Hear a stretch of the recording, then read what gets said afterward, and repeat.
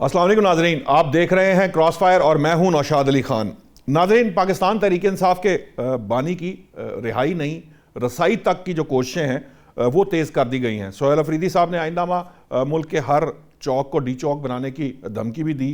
उसके बाद से मामलात जो हैं वो उसमें पाकिस्तान तहरीक इंसाफ की तरफ से थोड़ा सा हमें सियासी तेज़ी देखने में नज़र आ रही है। अगरचे के जो उनकी बानी तहरीक इंसाफ की बहनें हैं, उन्होंने जो सोहेल अफरीदी साहब की तरफ से जो तारीख़ दी गई उसको कुछ ज़्यादा अहमियत नहीं दी और उन्होंने कहा इतनी लेट की तारीख़। यही कारकुनान भी इसी तरह की तनकीद कर रहे हैं सोहेल अफरीदी साहब पर। आज वैसे अलीमा खान साहिबा ने और उनकी जो दोनों बहनें हैं उन्होंने ये गारंटी दी है कि किसी किस्म की कोई सियासी गुफ्तगू नहीं होगी, हमें बानी तहरीक इंसाफ से मिलने दिया जाए। मामला ये है कि कहीं ना कहीं हम ये देख रहे हैं, हमारी इतलात के मुताबिक ये अंदर की खबर है कि सोहेल अफरीदी साहब के ख़िलाफ़ भी एक महाज जो है ना वो खड़ा हुआ है और उसी को टैकल करने के लिए या इस मुहिम के ख़िलाफ़ उन्होंने जो है वो गुज़िश्ता दिनों मीडिया से मुलाकात की, इंटरव्यूज़ चलवाए और कुछ गिने चुने सहाफ़ियों को बुलाकर उनसे बातचीत की। PTI की जो अंदर की लड़ाइयाँ हैं बाहर तौर वो जारी हैं। हम देखते हैं कि सलमान अकरम राजा हों, जुनैद अकबर हों, ये अमूमन इनके जो इख्तिलाफ़ी जुमलों का तबादला आपस में करते रहते हैं। वो एक सहाफ़ी भी आपको याद होगा, वो टब में लेट कर जो है वो अपने आप को सहाफ़ी साबित करते थे।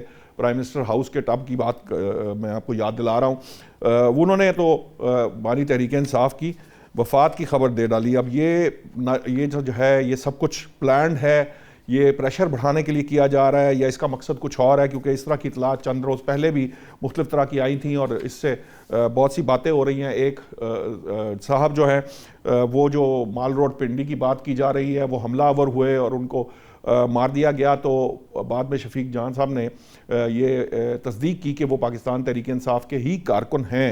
अब ये किस किस्म की जो है एफर्ट हमें होती हुई नज़र आ रही है या आइंदा क्या हालात होंगे दाखिली और मामलात किस तरफ जाएंगे? क्योंकि ख़ास तौर पर अब जब हम इंटरनेशनल महाज पर जिस किस्म की चीज़ों से नवर्द आजमा हैं, उन हालात के अंदर ये हालात हमें किस तरफ लेके जाएंगे मुल्क को? इस पर बात करने के लिए मुझे ज्वाइन किया लालचंद मल्ली साहब ने, पाकिस्तान तहरीक इंसाफ से। बहरामन तंगी मुस्लिम लीग नून को रिप्रेजेंट कर रहे होंगे। साबिर बलोच साहब पाकिस्तान पीपल्स पार्टी से ताल्लुक़ रखते हैं। नसीम सिद्दीकी साहब सीनियर जर्नलिस्ट हैं। मैं सबसे पहले लालचंद मल्ली साहब आपके पास आऊँगा। बहरामन साहब आपसे बाद में बात करूँगा क्योंकि मैं चाहता ये हूँ कि मुझे पहले थोड़ा समझ आ जाए कि ये जो पहली बात तो ये है कि बानी की रिहाई से अब सिर्फ रसाई तक का मामला है और रसाई तक के लिए ये इतना बड़ा जो शोरो होगा है, बजाय इसके कि सिर्फ अगर इस चीज़ पर किसी तरह से इन राइटिंग दे दिया जाए, वकला के थ्रू दे दिया जाए या किसी गारंटी के ज़रिए ये बात कर दी जाए कि कोई सियासी बात नहीं होगी, तो क्या ये मामला रसाई तक का हल नहीं हो सकता? उसके लिए बहुत एहतजाज और बहुत जिसे कह लीजिए प्रोटेस्ट लेवल पर जाने की कोई ज़रूरत है आपको? जी नौशाद भाई, बहुत बहुत शुक्रिया आपका कि आपने अपने प्रोग्राम में मुझे मदऊ किया है। बात यह है कि इमरान खान कोई आम आदमी नहीं है। इमरान खान करोड़ों पाकिस्तानियों की दिलों की धड़कन है और उनसे जो जुल्म और जबर किया जा रहा है यह पाकिस्तान की अवाम बर्दाश्त नहीं कर सकती। देखिए, सबसे पहले तो उनको सॉलिटरी कन्फाइनमेंट में रखा गया, झूठे मुकदमात किए गए, उनके उनके किताबें तक छीन ली गई, उनको उनके लिए मसाइल पैदा किए। उनकी एक आंख जो है 85% उसकी आंख की बीनाई उनकी मुतासिर हुई। उनको इलाज के लिए ले आते थे लेकिन फैमिली को इन्वॉल्व नहीं करते। उनको 9 माह से ना डॉक्टर, ना वकील, ना फैमिली किसी तक रसाई नहीं हो रही। पाकिस्तान तहरीक इंसाफ ने हर वो फोरम, चाहे वो पार्लियामेंट का हो, चाहे वो अदलिया का हो, वहां जाकर उन्होंने इस पे आवाज उठाई है कि इमरान खान साहब से उनकी मुलाकात कराई जाए। लेकिन ये हाइब्रिड रिजीम जो आपने सुना होगा एहसन इकबाल साहब को भी और राना सनाउल्लाह साहब को भी कि हम मुलाकात नहीं कराएंगे, जो करना है कर ले। अब पूरी दुनिया देख रही है कि जो जेल मैनुअल है, जो इंसानी हुकूक है, वो वायलेट हो रहे हैं। और मैंने भी पहले जैसे आपको कहा कि ये आम आदमी नहीं है, करोड़ों दिलों की धड़कन है। इसलिए पाकिस्तान तहरीक इंसाफ जो है हर सूरत में, क्योंकि आपने ये भी तो सुना ना, जिस तरह आपने जिक्र किया, वो खबर अल्लाह करेगा झूठी थी और झूठी होगी, लेकिन बहुत सारे रूमर्स जो है खान साहब की सेहत को लेकर वो फैल रही हैं। और उसको खत्म करने का एक ही तरीका है कि उनकी कम से कम बहनों को तो ये क्या मुलाकात कराई रूमर्स जाए। इसलिए फैलाई जा रही हैं कि ताकि ये कंफर्म करवा लिया जाए जो मुलाकात के बहाने ये जरिए? बनाते थे, जो बहाने बनाते थे कि उस पे ये पॉलिटिक्स करेंगे, हमें खान साहब की सेहत पे कोई पॉलिटिक्स नहीं करनी। ये उनकी बहनों ने भी कहा है कि उनकी मुलाकात करवाई जाए, वो इस तरह की कोई स्टेटमेंट नहीं देगी जो पॉलिटिकल होगी। लेकिन क्योंकि उनको अपने भाई की और पाकिस्तान को अपने लीडर की जरूरत है, उसकी जान अजीज है। ठीक है। बैरमन तंगी साहब, देखिए, जब ये कह दिया गया तीनों बहनों ने कि हम कोई सियासी बात नहीं करेंगे, अब ये बात सामने आ गई, फिर ये एहतजाज की हद तक जाने और इस मामले को आगे बढ़ाने, तूल देने की क्या जरूरत है? आप मुलाकात करवा दें, इसमें कौन सी ऐसी बात है? अगर फर्ज करें पीटीआई ये रूमर्स फैला के, ये खुदा न खास्ता ये वफात की खबरें फैला के, या अदरवाइज किसी तरह से भी ये प्रेशर सिर्फ इसलिए बिल्ड करने की कोशिश कर रही है कि उनकी मुलाकात करा दी जाए, कंफर्मेशन हो जाए, और कोई थोड़ी बहुत, यकीनन देखिए इंसानियत के नाते भी, अदरवाइज वो प्राइम मिनिस्टर भी रहे हैं इस मुल्क के, मामलात को थोड़ा सा पोलिटिकली अगर आप डील करें तो ये मामला कितना तूल है? क्यों राणा सनाउल्लाह साहब ये फरमाते हैं कि जी आप कुछ भी कर लेंगे, हम मुलाकात नहीं कराएंगे? क्या ऐसी मुसीबत आ गई? पहले भी अगर फर्ज कीजिए स्टेटमेंट आ भी गए थे तो तब भी कौन सी क़यामत आ गई थी? अब भी एक दफा मौका दे के देख लें। अगर कोई बात आपको लगे पॉलिटिकल, तो फिर और प्रेसिडेंट बन जाएगा इस बात का कि जी देख लीजिए, अब आपके कहने पे हमने गारंटी पे ये किया था, फिर देख लें वही कुछ हो रहा है। अगर ना हो तो आपकी बात मानी जाएगी, और पीटीआई का एक जो रूटीन में जिस तरह होता है, जिस तरह मरियम नवाज या नवाज शरीफ से मुलाकातें होती थी, उसको जारी रहने दें। बिस्मिल्लाहिर्रहमानिर्रहीम। नौशाद साहब, जहाँ तक आपका सवाल है, मैं सिर्फ एक मिनट मुझे दे दे कि पीटीआई के साथी ने कहा था कि इमरान कोई खास आदमी नहीं है और वो अवाम की, कौम की दिलों की धड़कन है। इमरान एक सजायाफ्ता मुजरिम है, पाकिस्तान का, पाक फौज का और कौम का और अवाम का मुजरिम है।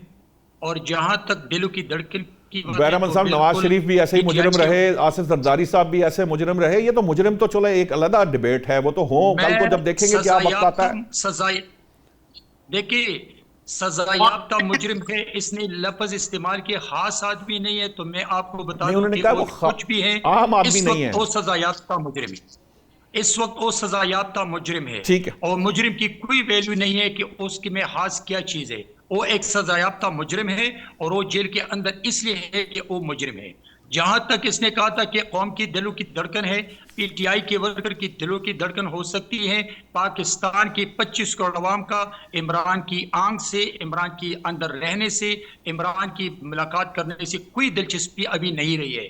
इसलिए कि कौम जो चाहती है वो पाकिस्तान को मजबूत चाहते हैं।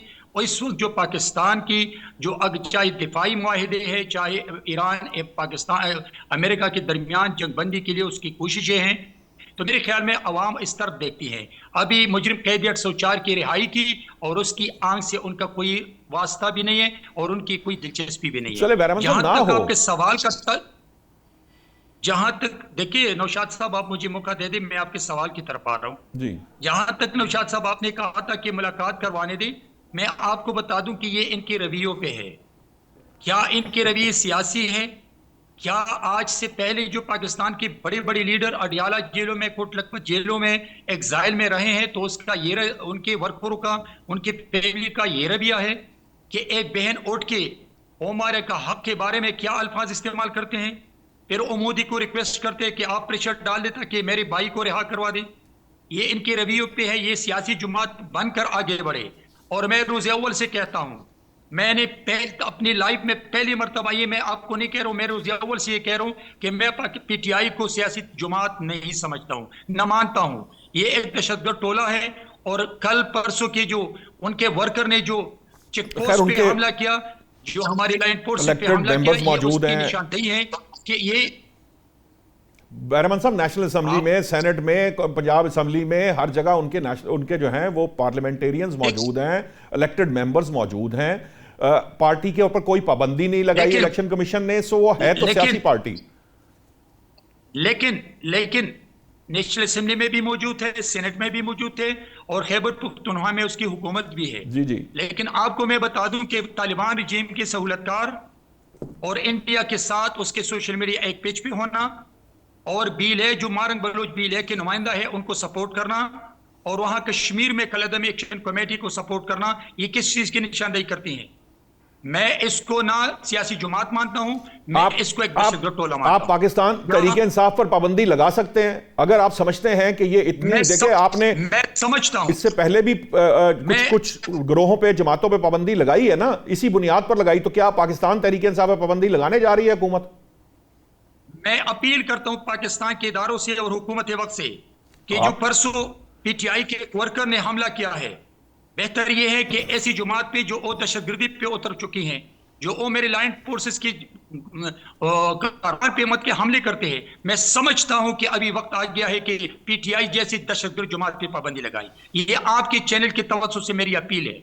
नहीं, लेकिन ये तो खैर वो मैं चाहूँगा कि साबिर बलोच साहब, ये गद्दारी, पाबंदी और ये बातें हमने बहुत सुनी, होती भी रहीं। भुट्टो साहब को भी गद्दार करार दिया गया और कभी किसी ज़िया को गद्दार करार दे दिया। बीबी भी एक ज़माने में गद्दार थी, नवाज शरीफ भी गद्दार था, नवाज शरीफ भी इंडिया के साथ नहीं।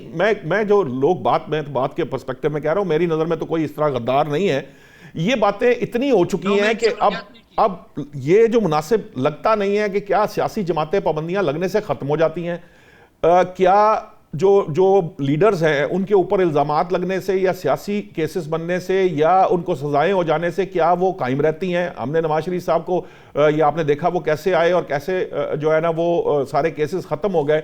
क्या साबिर बलोच साहब, ये जो हुकूमत का रवैया है, मतलब ये बड़ा आसान है, अगर वो ख़वातीन जो हैं वो बहनें कह रही हैं, उन्होंने वाज़े तौर पर ये कह दिया, टीवी पर सारी दुनिया ने सुन लिया कि जी हम गारंटी देते हैं कि हम कोई पॉलिटिकल बात नहीं करेंगे, तो इस गारंटी को मानते हुए उनको मुलाकात की इजाज़त दे दी जाए। ये इतना बड़ा जो वबाल खड़ा होने की कोशिश कर रहा है या खड़ा किया जा रहा है या प्रेशर बढ़ाया जा रहा है, ये सारे का सारा जो है वो बैठ जाएगा।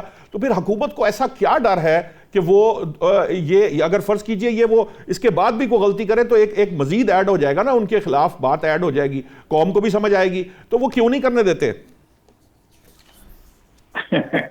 देखिए, अर्ज ये कि अगर ये एक चीज यानी अंदाजा कर लें आप कि यहाँ पर जुल्फकार अली भुट्टो जो है ना वो गद्दार ठहरे, अकबर खान बुगटी गद्दार ठहरे, वली खान गद्दार ठहरे और बेनजीर साहबा को भी गद्दार करार दिया गया। अभी इसके अलावा जमात इस्लामी वालों को भी गद्दार करार दिया गया, नेशनल अवामी पार्टी वालों को भी गद्दार करार दिया गया, जो मुस्लिम लीग से निकल गया वो भी गद्दार करार दिया गया। यानी इस मुल्क पर जब से ये मुल्क जो है वजूद में आया है, यहाँ पर सिर्फ गद्दारों की हुक्मरानी रही है। यहाँ पर आप जिसका भी नाम ले लें वो हुकूमत में नहीं था तो वो गद्दार था, अब जिसका भी जिक्र करें वो गद्दार था। तो ये पाकिस्तान क्या बनाया इसलिए कि इस पर गद्दारों की हुकूमत हो? जिस मुल्क पर इतने ज़माने तक जब से बना है गद्दारों की हुकूमत रही है, तो फिर जो हालात भी तो देख लेना कि क्या है ये, क्या ये नॉनसेंस, ये है क्या चीज़ कि जी फलाना गद्दार है, वो गद्दार है, वो गद्दार है। तो फिर जो गद्दार नहीं है वो कौन है, उसको तो ढूंढो। आप जिसको वो कहते हैं जी हमें साजिश से तख्त पे बिठाएं, हम गद्दार इसलिए बिठाएं कि जी हम गद्दार नहीं हैं। भाई अवाम, मैं कहता हूं कि ये जो हालात देखते हैं, मेरे ख्याल में यहाँ पर इस पाकिस्तान का सबसे बड़ा गद्दार पाकिस्तान का अवाम है। पाकिस्तान के अवाम अगर कभी कोशिश करते हैं कि जी हम अपने मैंडेट को जो है ना सही तरीके से इस्तेमाल करें, उसको देते नहीं हैं, इसलिए उसको नहीं छोड़ते कि वो गद्दार हैं। जिस मुल्क के 25 करोड़ लोग हैं या 24 करोड़ लोग हैं, जितने भी लोग हैं, अगर ये सब गद्दार हैं तो फिर ये मुल्क किसके लिए है, किस लिए है? ये गद्दारी क्यों ये बात कर रहे हैं कि जी कि फलाने पार्टी को बैन करो, फलाने पार्टी को आप जो है ना उसकी लीडरशिप को खत्म कर दो, उसने फलाने में इंग्लैंड में जनाब मेयर के इलेक्शन में, तो क्यों ना इंसान की अपनी राय नहीं होती क्या? उसकी पर्सनल कोई जो है ना लाइकिंग डिसलाइकिंग नहीं है क्या? अब वो इंग्लैंड में जो अगर उसने किसी शख्स की जो है ना अगर किसी का भी अगर इमरान खान ने अगर इंग्लैंड लंदन में अगर लंदन के मेयर के लिए किसी को सपोर्ट की है तो उसे सिर्फ कह दिए वरना उसका इन्फ्लुएंस क्या होगा वहाँ पे? वो उसकी अपनी राय है, वो उसकी अपनी सोच है, वो उसकी अपनी बात है। आप कौन होते हैं कि कहने वाले कि जी उसने ये किया, उसने वो नहीं किया? मुझे मुलाकात के बारे में मैं चाह रहा था कि क्या मुलाकात करानी देनी चाहिए, क्यों इतना बड़ा इशू बनाना। देखिए ना, वो तो अपोजिशन तो जो करेगी सो करेगी, वो तो एक लिहाज से बतौर कैदी, मैं सारी बहस को एक साइड पर रखकर, एक कैदी के हकूक हैं, उसको मुलाकात मिलनी चाहिए। वो 9 माह से नहीं हुई, वो गारंटी दे रहे हैं, चलो ये आर्ग्यूमेंट था कि जी वो सियासी गुफ्तगू करते हैं, आप गारंटी दे रहे हैं कि नहीं करेंगे तो फिर मुलाकात हो जानी चाहिए। भाई मुलाकात देखो ना, ये मुलाकात जब तक कि ये लोग हैं, शहबाज शरीफ साहब प्राइम मिनिस्टर हैं, मरियम साहिबा चीफ मिनिस्टर हैं, नवाज शरीफ साहब का बड़ा अपर हैंड है पॉलिटिक्स पे पाकिस्तान के, ये मुलाकात बिल्कुल नहीं होगी। इसलिए आप चाहे कोर्ट में चले जाएं, आप चाहे दुआएं करें, आप मस्जिद जाएं, ये मुलाकात करने इसलिए नहीं देंगे कि इसके उसके मुलाकात न करने का उसके केसेस के साथ, उसके जो है ना उस पर जो चार्जेस हैं उनके साथ किसी किस्म का ताल्लुक नहीं है। ये मुलाकात सिर्फ इसलिए नहीं हो रही कि उसने नवाज शरीफ साहब को कैद में किया था उसके जमाने में। अच्छा, उसने मरियम साहिबा को उसको जेल में डाला था। अब वो क्योंकि बादशाह हैं, महारानियां हैं, वो कहते हैं जी जिसने हम पर हाथ रखा था या हमें अगर किसी ने जेल दिखाया था तो वो तो जिंदगी भर हम उसको नहीं छोड़ेंगे। ये लोग जिंदगी भर नहीं छोड़ेंगे अगर इनके इख्तियार इनके पास रहा तो। ये बात आप भूल जाएं कि जी के प्राइम मिनिस्टर कहता है कि कुछ लोग कहते हैं जी वजीर आजम साहब से हमने बात की। यार तुम पागल हो गए, इस वजीर आजम की मौजूदगी में आप किस तरह कह सकते हैं कि उसको मुलाकात की इजाजत दे देंगे? ये क्या हाउ पॉसिबल? लेकिन बात यह कि देखो उसने भी तो ठीक नहीं किया, उसने भी तो ये काम किया कि जनाब जरदारी साहब को जो है जाके जेल में डाला। अच्छा, उसने जाके बीबी साहिबा को, बीबी परयाल तालपुर को ईद के दिन जाके जेल में डाला। उसने अपने पावर को, अपने इख्तियारात को, अपने एजुमनी को उसने उसको तो कर दिया, वो तो ठीक है। लेकिन अगर हम इस वक्त होते वहां पे इख्तियार में तो आप हमारा भी दर्द देख लेते ना। मैं आपको ईमानदारी से बताता हूं कि अगर जरदारी साहब इस वक्त पावर में होते इनकी बजाय, ऑनेस्टली आपको शायद आप तो जानते होंगे उसको, लेकिन मैं कहता हूँ वो कभी भी इस किस्म की जो है ना इस किस्म का रिवेंज नहीं लेंगे। वो इस टाइप ठीक है। उसकी बदकिस्मती है कि वो जो है ऐसे लोगों के वक्त में उसको इन लोगों ने पकड़ के उसको सबक सिखाने के लिए और कुछ नहीं, कंप्लीटली एक जो है ना एक जाती जो है ना रिवेंज है, इसके अलावा कुछ नहीं है। ठीक वो कोर्ट्स पे कोर्टों का यानी उन लोगों ने अपने इख्तियार में रखा है उनके डिसीजन को। ठीक है साबिर साहब, आपका पॉइंट आ गया। मैं जरा नसीम सिद्दीकी साहब को, नसीम सिद्दीकी साहब जिस मियां नवाज शरीफ साहब की बात साबिर साहब कर रहे हैं, मुझे याद है वो इमरान खान जब वो गिरे थे उसके बाद वो उनके पास बनी गाला भी गए थे, वो बीबी की शहादत के बाद वहां भी पहुंच गए थे। आपको लगता है कि ये वाकई जाती रंजिश की बुनियाद पर ये हो रहा है, या आप समझते हैं कि ये जो आर्ग्यूमेंट है कि एस्टैब्लिशमेंट के खिलाफ जो गुफ्तगू है जो होती रही है जेल से मुलाकातों के बाद, ये उसका शाखसाना है जिसकी वजह से ये मुलाकात नहीं होती? शुक्रिया, बड़ी शेर हासिल गुफ्तगू की है मेरे तीनों साथियों ने।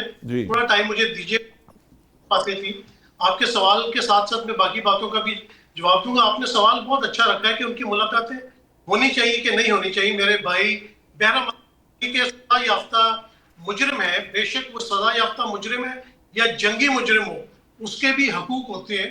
उन हकूक को कौन सल्ब कर सकता है जिसकी आइन और कानून में इजाजत दी गई हो? मुलाकातों की बिल्कुल इजाजत होती है। जो कत्ल के मुजरिम होते हैं, जिनको सजाए मौत होती है, उनकी भी मुलाकातें हुई हैं। ये मुलाकातें कौन रोक रहा है? फिर मुझे बड़ी हंसी आती है जब मुझे लगता है कि गुफ्तगू से कि ये कोई पाकिस्तान की हिस्ट्री जो है ये कोई 5-6 साल पुरानी है। नहीं, पाकिस्तान की हिस्ट्री कोई 79-80 ईयर्स पुरानी है। और इमरान खान का तो बड़ा एक छोटा सा दौर बीच में आया था। हमने देखा कि जरदारी साहब को जब गिरफ्तार किया गया, वो किस दौर में गिरफ्तार हुए। उन पे इल्जाम लगा कि उन्होंने MPA के पैर पे बम बांध के 10 लाख रुपए तावान वसूल किया, उनकी जबान काटी गई। शर्मिला फारूकी के साथ सैफुर रहमान ने क्या सलूक किया, ये चीजें हम भूल जाते हैं। हमने एज अ स्टूडेंट या सहाफत में, आपको पता है नौशाद साहब, हमने हर दौर में जो है वो आइन और कानून की बालादस्ती के लिए स्ट्रगल की है। जब ज़िया साहब का दौर था तो हमारा कॉलेज का दौर था, हमने बड़ी स्ट्रगल की पीपल्स पार्टी के लिए कि जिस तरह भुट्टो साहब को फांसी पे लटकाया गया। तो अब हम ये कहते हैं कि उस वक्त जो जुल्फिकार बनी थी वो पीपल्स पार्टी बहुत बड़ा वाकया है कि आपने जहाज अगवा कर लिया, उसके बाद उसमें एक शख्स को मर्डर हो गया, बहुत सारी चीजें आई, एक दहशतगर्द तंजीम का उनके ऊपर इल्जाम लगा। आज वो हुकूमत कर रहे हैं। जब तैयारा अगवा किया नवाज शरीफ साहब ने और उनके ऊपर गद्दारी का मुकदमा भी चला और उनको सजाए मौत भी उसमें दे दी गई। तो हम तो नहीं कहते कि नवाज शरीफ गद्दार है, वो इस मुल्क का बाशिंदा है। हमने हर दौर में स्ट्रगल की है। आज भी अगर हम इमरान खान की मैं बात करूंगा तो वो ये नहीं होगा कि मैं कोई पीटीआई की सपोर्ट कर रहा हूं या इमरान खान की। जो आइन और कानून कहता है हम चाहते हैं कि उसके मुल्क में बालादस्ती हो। छोटी सी बात है, देखें नौशाद साहब, आप इतने माशाल्लाह सीजन जर्नलिस्ट है, बड़ा आपकी तहकीक है, बड़ा तजुर्बा है, लेकिन आप भी मजबूरन कहते हैं जी बानी पीटीआई, जबकि दुनिया उसको इमरान खान के नाम से जानती है। अभी मैं भी इमरान खान का नाम लेता हूं, मुझे इमरान खान साहब का नाम लेने में कोई मुजायका नहीं है। मैं लेता हूं, मैं प्रोग्राम में भी लेता हूं, मैं बानी भी कह देता हूं, क्योंकि हम सुनते ज्यादा हैं, बात करते हैं, तो ये कोई मुझे कोई ऐसा मसला नहीं है इस नाम के साथ। ये एग्री। आपको पता ना कि ये बानी भी कहां से आया है। बारह जिस तरह तहरीक इंसाफ के साथी जो बैठे हुए हैं, इन्होंने कहा कि इमरान खान लाखों करोड़ों दिलों की धड़कन है, तो इसमें कोई दो राय नहीं है। आज इमरान खान आज से दिलों की धड़कन नहीं है, 40-45 साल से वो दुनिया में पाकिस्तान का पॉपुलर तरीन शख्स है। आज भी मैं दुनिया में जिधर जाता हूँ सब लोग सबसे पहले इमरान खान के बारे में पूछते हैं, दुनिया उसको जानती है। तो बैरामन साहब ने जिस तरह बात की कि उन पे पाबंदी लगा दे, तो अपना नवाज शरीफ साहब जब एग्जाइल में थे लंदन से बैठ के गुजरांवाला में जब उन्होंने तकरीर की थी, चलो मैं नाम नहीं लेता, किसका नाम लिया था? क्या वो उस वक्त फौज के खिलाफ बयान नहीं था? फौज के जो उस वक्त कमांडर थे उनके खिलाफ, आईएसआई के सरबराह के खिलाफ। फिर ये जो दहशतगर्दी है, इसके पीछे वर्दी है, ये नारा किसने लगाया था? फिर उसके बाद नैब के ऊपर नहीं, ये नारे चली नाम की बात जहां तक थी, वो एक्चुअली किसी एक बंदे को पिन पॉइंट करना और बात है, इदारे को ओवरऑल मिलान करना। मैं इस बहस में हमें नहीं जाना चाहिए, ये ज्यादा प्रॉब्लमेटिक हो जाती। नहीं, मैं थोड़ा सा देखिए ना कि हम जो लीवरेज ज्यादा लीवरेज नहीं ले सकते चीजों का, हमें थोड़ा सा ध्यान से इस मामले पे बात करनी चाहिए। इशू सिर्फ ये है, इस मामले के अंदर सोचने समझने की बात ये है कि जुल्फकार अगर दहशतगर्दाना कार्रवाई में गई थी तो वो बैन हो गई थी। अब पीटीआई जो है वो देखिए, आज वो जो कल माल रोड के ऊपर हुआ, अगर कोई शख्स पीटीआई का कारकुन, तस्लीम शुदा कारकुन, चूंकि शफी जान ने तस्लीम किया है वो कारकुन, और अगर वहां ये तरबियत दी जा रही है कि आप जाके हमलावर हो जाए, भाई पागल आदमी, ठीक बात है कि पागल आदमी जो है वो अदरवाइज पागल नहीं है, अदरवाइज वो सारी एक्टिविटी कर रहा है जिसके रिकॉर्ड उसके अपने फेसबुक पे हर चीजें मौजूद हैं, और उसके बाद वो हमलावर हो रहा है। ये साइकी, ये थॉट क्यों पैदा की जा रही है? मैं इसका जवाब देता हूं। जब यूरोप में या अमेरिका में कोई दहशतगर्दी कार्रवाई होती है या कोई भी ऐसा वाकया होता है और उसमें कोई मुसलमान इन्वॉल्व होते हैं, तो फौरन ही खबर चलती है कि हम मुस्लिम टेररिस्ट। और जब यही सेम हरकत कोई गोरा करता है तो वो कहते हैं कि मेंटली रिटार्डेड पर्सन करके उस बात को शुरू करते हैं। तो अगर एक बंदे ने हरकत की, उसको बिल्कुल सजा मिलनी चाहिए। उसने हमारी पाक फौज, जो लोग हमारी हिफाजत करते हैं, अपने खून से सरजमीन को बचाते हैं, अगर उसने कोई ऐसी हरकत की तो उसको भरपूर सजा मिलनी चाहिए। पर ये नहीं होता पूरी पार्टी को आप उसके साथ नथी कर दे। ना जुल्फकार के साथ पीपल्स पार्टी को नथी किया था, ना जिस तरह नैब में मरियम नवाज की पेशी के ऊपर नैब के ऊपर हमला हुआ था, तो इसका यह मतलब नहीं था कि मरियम नवाज ने हमला कराया या नवाज शरीफ ने हमला कराया। नवाज शरीफ, मुझे अभी ये मुजरिम की बात कर रहे थे, नवाज शरीफ भी सजा याफ्ता मुजरिम था अडयाला जेल में, और वहां से उसको नैब की अदालत में लाया जाता था, और अदालत से फौरन बाहर निकलने के बाद मैं वहां पे मौजूद होता था।